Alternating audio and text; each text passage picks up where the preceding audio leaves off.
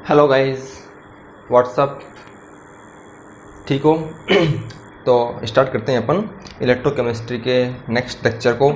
और अपन ने यहाँ पर इससे पहले वाले लेक्चर्स में कोलराउस लॉ को अपन ने यहाँ पर देखा था। कोलराउस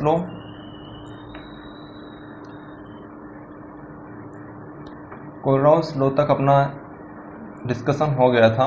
और कोलराउस लॉ में हमने देखा था lambda e q is equal to at infinite dilution is equal to cation की conductance, ionic conductance of cation upon charge on cation plus ionic conductance of anion upon charge of anion. इस तरह से molar conductance का भी formula था। Molar conductance at infinite dilution is equal to m into lambda c at infinite plus n into lambda a at infinite, है ना। तो m और n क्या थे यहाँ पर? नंबर ऑफ मोल्स, और z प्लस z माइनस क्या है यहाँ पर? चार्ज। इससे आगे का इसका डिस्कशन स्टार्ट करते हैं अपन। तो आगे का डिस्कशन है हमारे लिए application of Kohlrausch law. Application of Kohlrausch law. तो कोलराउस लॉ की एप्लीकेशन यहाँ पर देखना है अपन को। तो क्या क्या एप्लीकेशन है इसकी, देखिए यहाँ पर फर्स्ट एप्लीकेशन है कोलराउस लॉ की to determine degree of dissociation.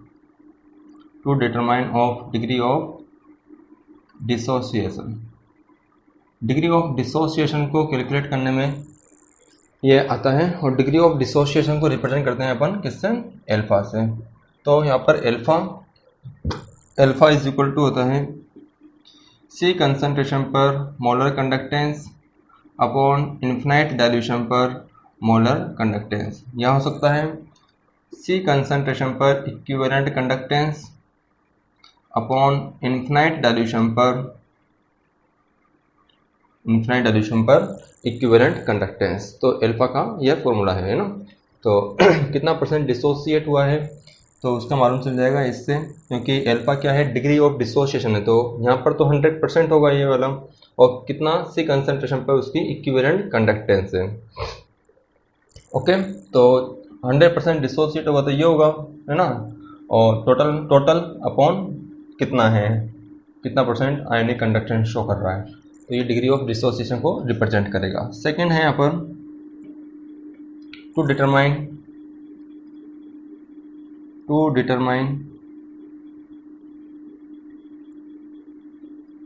Dissociation constant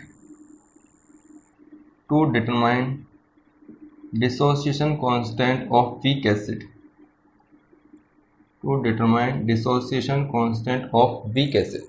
तो वीक एसिड का डिसोसिएशन कांस्टेंट आप जानते हो कि वीक एसिड जब डिसोसिएट होता है, जैसे कि CH3COOH डिसोसिएट होगा तो ये acetate ion CH3COO minus plus H plus में डिसोसिएट, ठीक है। तो T is equal to 0 time पर इसका इनिशियल कंसंट्रेशन C है, तो ये कितना होगा? 0 and 0। और T is equal to equilibrium times पर इसका माना कि C अल्फा अमाउंट डिसोसिएट होगा, तो ये C अल्फा का फॉर्मेशन। तो इसके लिए डिसोसिएशन कांस्टेंट Ka लिखा जाएगा। Ka क्या होगा यहाँ पर? C square alpha square product upon product का कंसंट्रेशन। तो C अल्फा किसका है? एसीटेट आयन का।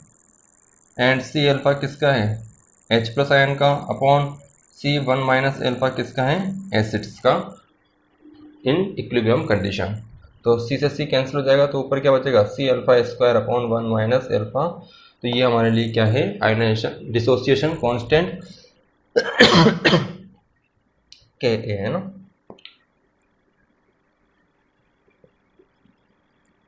और एक कंडीशन यहाँ पर ले सकते हैं, if alpha is very very very very less than 1, तो 1 माइनस अल्फा को लिख सकते हैं अपन 1। तो Ka का फॉर्मूला हो जाएगा यहाँ पर C alpha square. 11th class में आपने देखा ये वाला, है ना। तो दो एप्लीकेशन देखनी है अपन ने यहाँ पर। फर्स्ट एप्लीकेशन है डिग्री ऑफ डिसोसिएशन, और सेकेंड एप्लीकेशन है यहाँ पर dissociation constant to determine dissociation constant. Of weak acid. ये है डिसोसिएशन कांस्टेंट Ka, क्या ना। Dissociation constant of weak acid क्या है? Ka। थर्ड एप्लीकेशन यहाँ पर देखते हैं, जो इसकी मेन एप्लीकेशन है वह है थर्ड एप्लीकेशन, और थर्ड एप्लीकेशन है टू डिटरमाइन, थर्ड एप्लीकेशन है इसका जो मेन एप्लीकेशन है, क्योंकि अपन ने पहले देखा था डीएचओ से वीक एसिड्स के लिए इनफाइनाइट डाइल्यूशन पर मोलर कंडक्टेंस या इक्विवेलेंट कंडक्टेंस फाइंड नहीं हो रही थी, तो वही यहाँ पर फाइंड कर सकते हैं अपन कोलराउस लॉ से। तो देखिए third application to determine lambda EQ infinite या lambda M infinite for weak acid या वीक इलेक्ट्रोलाइट, वीक एसिड्स या बोल सकते हैं क्या, वीक इलेक्ट्रोलाइट। तो डिटरमाइन कर सकते हैं वीक एसिड्स या वीक इलेक्ट्रोलाइट्स का इनफाइनाइट डाइल्यूशन पर molar conductance and equivalent conductance. देखिए यदि आपको lambda infinite of CH3COOH calculate करना है ना, ये कैलकुलेट करना है आपको, और आपको दे रखा है लेमडा इन्फिनाइट ऑफ CH3COONA, ठीक है, ये दे रखा है आपको लेमडा इन्फिनाइट ऑफ HCl, और एक दे रखा है आपको लेमडा इन्फिनाइट ऑफ NaCl, ठीक है। तो इन तीनों की वैल्यू आपको पता है, इसकी आपको वैल्यू मानो कि इसकी वैल्यू दे रखी है आपको x, इसकी वैल्यू दे रखी है आपको y, और इसकी वैल्यू दे रखी है आपको z, और वह है यहाँ पर यूनिट्स हो सकती है। इक्विवेलेंट होगा तो siemens centimetre square equivalent inverse हो जाएगा, और मोलर है तो siemens centimetre square mole inverse होगा।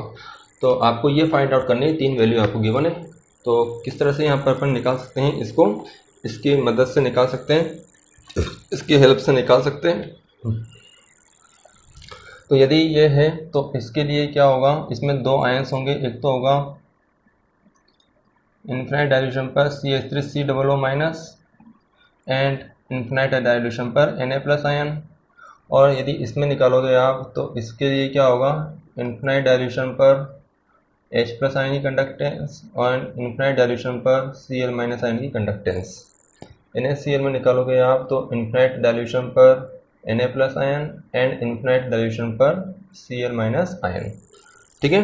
तो आपको यहाँ पर खुद का ही सोचना पड़ेगा कि किस तरह से मैं एसिटिक एसिड को ला सकता हूँ। तो एसीटेट आयन किससे मिलेंगे मुझे, एसीटेट आयन किससे मिल रहे हैं, सोडियम एसीटेट से, एसीटेट आयन, क्योंकि एसिटिक एसिड चाहिए आपको, तो एसिटिक एसिड आपको चाहिए, ये चाहिए आपको, तो इसमें भी दो आयन हैं, एक तो है एसीटेट आयन, इसमें भी दो आयन हैं, कौन कौन से, एक तो है एसीटेट आयन और एक क्या है H+ आयन। तो एसीटेट आयन किससे मिलेगा आपको, सोडियम एसीटेट से, और H+ आयन किससे मिलेगा आपको, हाइड्रोक्लोरिक एसिड से, ठीक है ना। दो आपको मिल चुके हैं, तो इसको हटाना है आपको और इसको हटाना है, तो वह किससे हट सकता है, Na+ आयन को रिमूव करना है तो इससे माइनस करेंगे, Cl- को रिमूव करना है तो इसको माइनस। मतलब यहाँ पर यदि आपको lambda infinite of acetic acid का चाहिए आपको, तो आपको lambda infinite of sodium acetate plus lambda infinite of HCl, और उसमें से माइनस क्या करना पड़ेगा आपको, लेमडा इन्फिनाइट ऑफ NaCl, ठीक है। तो एसीटेट आयन इससे आएगा और इन दोनों को आपको ऐड करना है और इसको माइनस करना है, मतलब क्या आंसर हो जाएगा हमारे लिए, x + y - z। क्लियर है पॉइंट। तो ये वीक इलेक्ट्रोलाइट्स के लिए इनफिनाइट डाइल्यूशन पर molar conductance from strong electrolytes से, ठीक है। नेक्स्ट आप बताइए, देखिए यदि इनफिनाइट डाइल्यूशन पर मुझे वाटर का कैलकुलेट करना है और इनफिनाइट डाइल्यूशन पर इसका कैलकुलेट करना है, और आपको गिवन है इनफिनाइट डाइल्यूशन पर इनफिनाइट डाइल्यूशन पर आपको गिवन है HCl का, और इनफिनाइट डाइल्यूशन पर आपको गिवन है NaOH का, और इनफिनाइट डाइल्यूशन पर आपको गिवन है NaCl का। तो H+ में क्या होंगे, वाटर में क्या होंगे, एक तो होगा H+ और एक क्या होगा OH माइनस आयन, तो OH प्लस किससे आएगा, एसिड से, OH किससे आएगा, सोडियम हाइड्रोक्साइड से, और इसको माइनस करना है। तो लेमडा इन्फिनाइट ऑफ H2O क्या होगा, lambda of HCl plus lambda infinite of NaOH और minus lambda infinite of NaCl। ठीक है, तो ये थर्ड एप्लीकेशन है किसकी, कोलराउस लॉ की। ठीक है, नेक्स्ट फोर्थ एप्लीकेशन देखते हैं इसकी।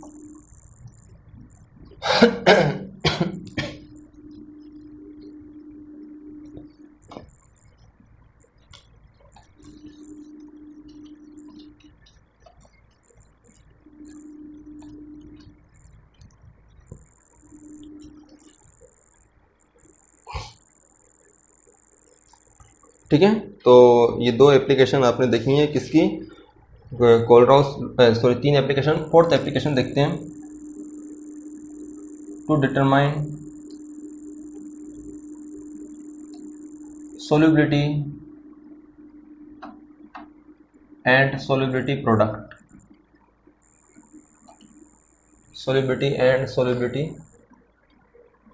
product for sparingly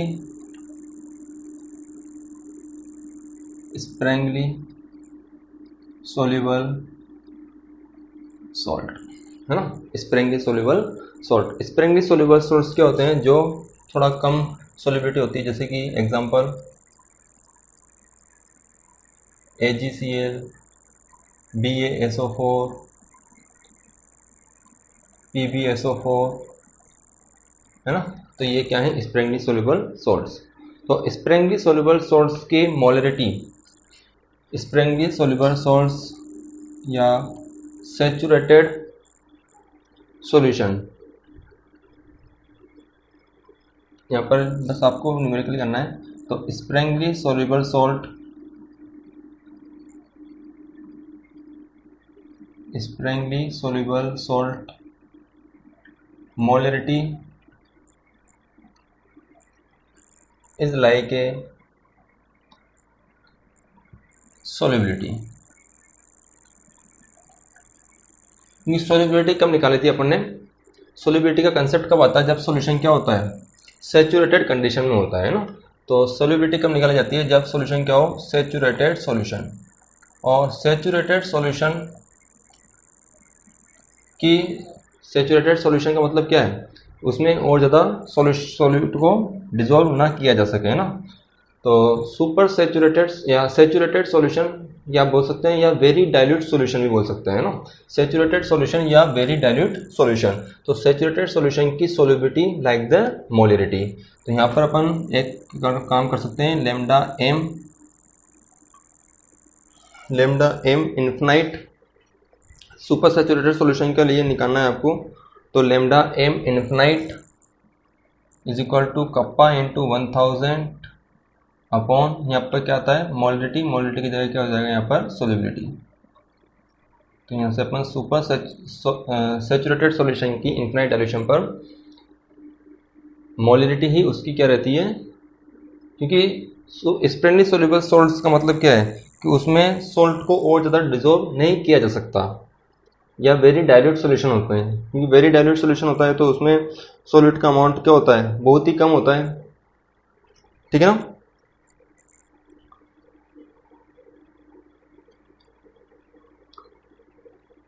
तो saturated solution of sparingly soluble salt can be considered as infinite dilute solution. Saturated solution of sparingly soluble salt, saturated solution of sparingly soluble salt can be considered as an infinite dilute solution because these salt dissolve very less, है ना। तो यहाँ पर देखिए sparingly soluble salt से sparingly soluble salts को ही अपन saturated solution बोल सकते हैं, या very dilute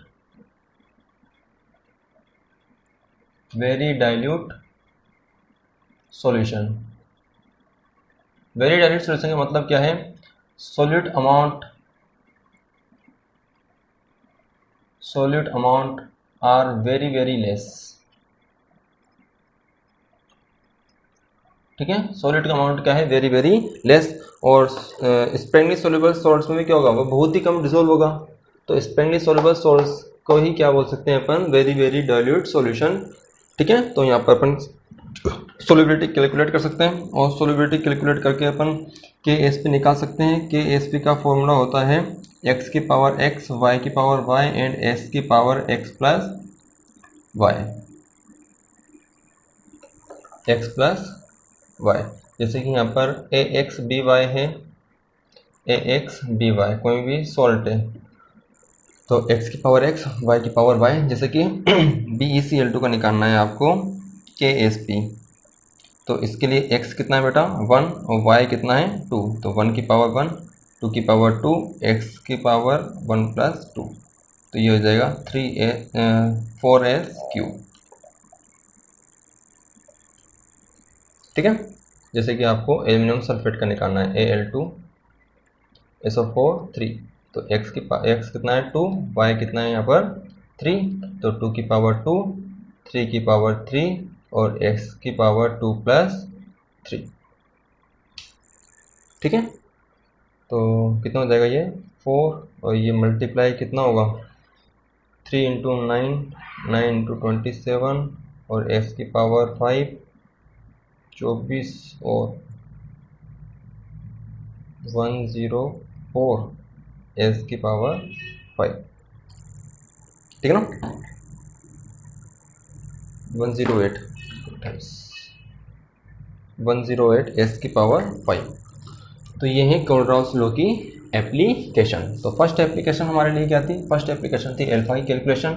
सेकंड एप्लीकेशन क्या थी, सेकंड एप्लीकेशन थी डिसोसिएशन कांस्टेंट क्या कैलकुलेशन। थर्ड एप्लीकेशन हमारे पास थी, थर्ड एप्लीकेशन थी हमारे पास वीक एसिड्स का इनफाइनाइट डाइल्यूशन पर मोलर कंडक्टेंस। और फोर्थ एप्लीकेशन हमारे पास क्या है, स्प्रेंगली सोल्यूबल सॉल्ट्स की क्या निकालना, सोल्युबिलिटी को कैलकुलेट करना। तो स्प्रेंगली सोल्यूबल सॉल्ट्स का मतलब क्या होता है कि स्प्रेंगली सोल्यूबल सॉल्ट्स क्या होते हैं, वेरी वेरी लेस अमाउंट में प्रेजेंट होते हैं, तो वह क्या है एक तरह से वेरी डाइल्यूट होते हैं। तो वहाँ पर सोल्युबिलिटी क्या है, मोलिडिटी की इक्वल होती है। सेचुरेटेड सॉल्यूशन होते हैं वह भी, क्योंकि सेचुरेटेड सॉल्यूशन में क्या होता है, थोड़ा सा और अमाउंट डालोगे तो क्या बनने लग जाएगी, प्रेसिपिटेट होने लग जाते हैं हमारे ना सेचुरेटेड सॉल्यूशन। तो ये हो गया है आपका कोलराउस लॉ की एप्लीकेशन। नेक्स्ट बात करते हैं अपन आगे किसके बारे में, इलेक्ट्रोड पोटेंशियल के बारे में। इलेक्ट्रोड पोटेंशियल, इलेक्ट्रोड पोटेंशियल क्या होता है, इलेक्ट्रोड पोटेंशियल, इलेक्ट्रोड पोटेंशियल क्या होता है, देखिए इसको समझिए यहाँ पर। इलेक्ट्रोड पोटेंशियल दो टाइप का होता है। इलेक्ट्रोड पोटेंशियल कितने टाइप का होता है, 2 टाइप्स का। एक तो होता है oxidation potential,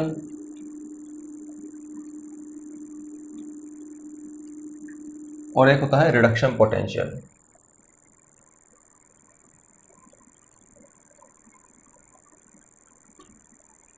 oxidation potential and reduction potential. यदि स्टैंडर्ड कंडीशन लेते हो, जैसे टेम्परेचर आप 298 केल्विन लेते हो और प्रेशर 1 atm लेते हो, है ना, इस कंडीशन पर यदि आप बोलते हो तो इसको अपन एक बोल देते हैं स्टैंडर्ड ऑक्सीडेशन पोटेंशियल, और इसको भी क्या बोल देते हैं अपन स्टैंडर्ड रिडक्शन पोटेंशियल। तो इसको शॉर्ट फॉर्म में SOP बोलते हैं, और इसको SRP बोलते हैं, स्टैंडर्ड रिडक्शन पोटेंशियल। देखिए पोटेंशियल इलेक्ट्रोड में किस तरह से जनरेट होता है उसको अपन को देखना है। तो कोई इलेक्ट्रोड्स हैं, उसको उसी के आयन के सॉल्यूशन में डिप किया जाता है। देखिए किस तरह से, ये कोई कंटेनर है, इस कंटेनर में आपने कोई मेटल की रॉड को डिप किया है, और यहाँ पर भी आपने क्या किया है भाई, कंटेनर लिया है और इसमें भी वही मेटल की रॉड को क्या किया है आपने, डिप किया हुआ है। ठीक है, तो ऑक्सीडेशन ऑक्सीडेशन का मतलब क्या है, जैसे कि यहाँ कोई मेटल्स है M, तो ऑक्सीडेशन का मतलब क्या है कि जो मेटल से ऑक्सीडेशन होगा, ऑक्सीडेशन है ना, ऑक्सीडेशन का मतलब क्या होता है एनोड, ऑक्सीडेशन का मतलब क्या होता है एनोड। तो ऑक्सीडेशन होगा मेटल का, तो मेटल ऑक्सीडाइज होगी, किस में चेंज होगा, और यहाँ पर सॉल्यूशन प्रेजेंट है, सॉल्यूशन प्रेजेंट है ना, जैसे कॉपर है तो कॉपर सल्फेट का सॉल्यूशन हो सकता है, और यहाँ पर जो सॉल्यूशन है इस सॉल्यूशन में M+N आयन प्रेजेंट है, चार्ज वाले आयन, नेगेटिव आयन भी हैं पॉजिटिव आयन भी है ना, तो पहले से प्रेजेंट है M+N आयन, और ये M+N में चेंज हो रहा है और N इलेक्ट्रॉन क्या कर रहा है, ये रिलीज कर रहा है। इसी टाइप से यहाँ पर भी M+N आयन पहले से प्रेजेंट होंगे सॉल्यूशन में, और ये मेटल आपने लिया है M है ना, और यहाँ पर क्या होगा, रिडक्शन होगा।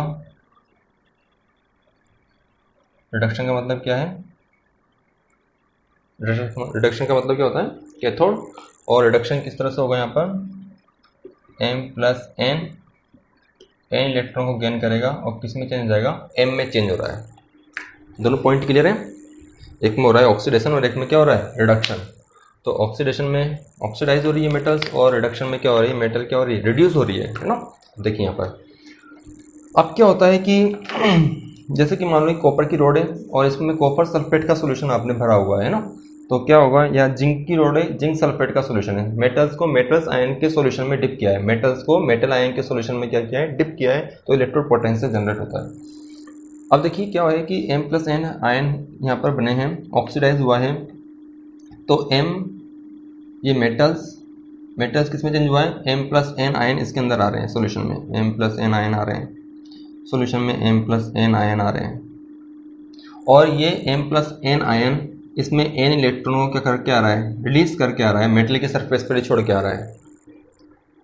मेटल से M+N आयन सॉल्यूशन में आ रहे हैं, तो सॉल्यूशन में इन सॉल्यूशन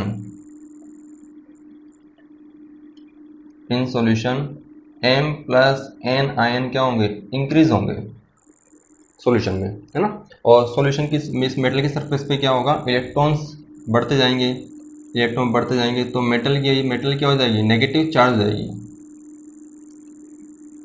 मेटल क्या हो जाएगी यहाँ पर, नेगेटिव चार्ज, और सॉल्यूशन क्या हो जाएगा, सॉल्यूशन में आयन बढ़ते जा रहे हैं, तो सॉल्यूशन क्या हो जाएगा, पॉजिटिव चार्ज, सॉल्यूशन क्या हो जाएगा यहाँ पर, पॉजिटिव चार्ज। ठीक है, इसी तरीके से इस मेटल्स में क्या होगा, जो सॉल्यूशन में M+N आयन प्रेजेंट है, वह M+N आयन इस सॉल्यूशन रिड्यूस होकर मेटल पर डिपॉजिट होते जाएंगे, इस मेटल पर डिपॉजिट हो रहे हैं M+M आयन है ना।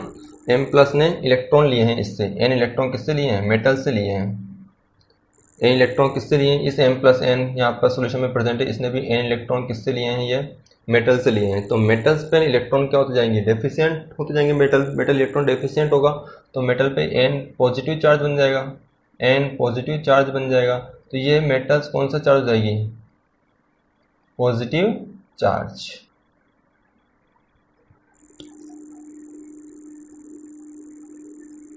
ठीक है, और इलेक्ट्रॉन्स मेटल या इलेक्ट्रॉन्स किस में आ रहे हैं, इलेक्ट्रॉन्स किस में आ रहे हैं, सॉल्यूशन में बढ़ते जा रहे हैं, तो सॉल्यूशन कौन सा चार्ज हो जाएगा, क्योंकि सॉल्यूशन में देखो ये तो रिड्यूस हो रही है, जैसे जिंक सल्फेट है तो यहाँ पर क्या बढ़ते जाएंगे, सल्फेट आयन, जैसे कि मानो कि ये M+N क्या है, यहाँ पर कॉपर सल्फेट का सॉल्यूशन है, तो कॉपर तो किस में चेंज होगा, कॉपर +2 किस में चेंज होगा, कॉपर में, तो यहाँ पर क्या बढ़ते जाएंगे, सल्फेट आयन बढ़ते जाएंगे, तो सल्फेट आयन के कारण ये सॉल्यूशन क्या हो जाएगा, नेगेटिव चार्ज, सॉल्यूशन क्या हो जाएगा, ये वाला नेगेटिव चार्ज।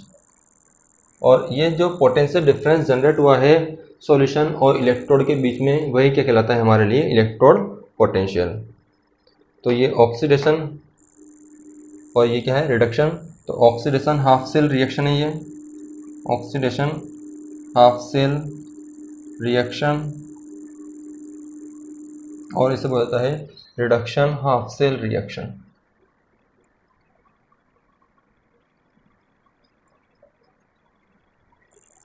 ठीक है, तो इलेक्ट्रोड पोटेंशियल समझ में आया। जब मेटल्स को मेटल आयन के सॉल्यूशन में डिप किया जाता है तो वो ऑक्सीडाइज भी हो सकता है और रिड्यूस भी हो सकता है। तो इस तरह से उसमें एक पोटेंशियल डिफरेंस जनरेट होता है जिसे क्या बोलते हैं अपन, इलेक्ट्रोड पोटेंशियल। तो लिखिए इसमें, when a metal is placed in aqueous solution of its ion, it's acquire either negative या positive charge with respect to solution with respect to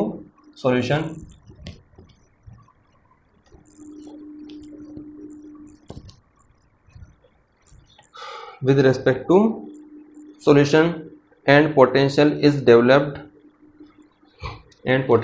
developed between metals and metal ion solution is known as electrode potential.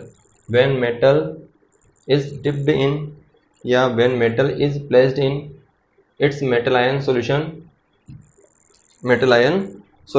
it's acquire either positive या negative charge, है ना, positive and negative charge with respect to solution.